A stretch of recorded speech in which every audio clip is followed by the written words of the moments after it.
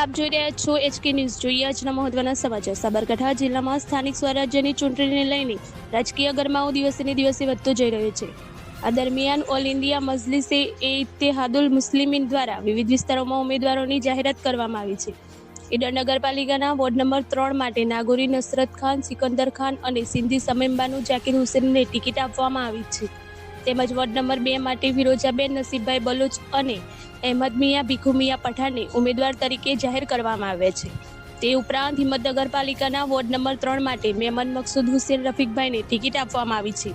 હિંમતનગર તાલુકા પંચાયતની ઝહીરાબાદ સીટ માટે પઠાણ સબાના બાનુ ઉસ્માનભાઈ ગનીને AIMIM દ્વારા ઉમેદવાર તરીકે મેદાનમાં ઉતારવામાં આવ્યા છે. આ સાથે જ વડાલી નગરપાલિકામાં પણ AIMIM દ્વારા ઉમેદવાર જાહેર કરવામાં આવ્યા છે.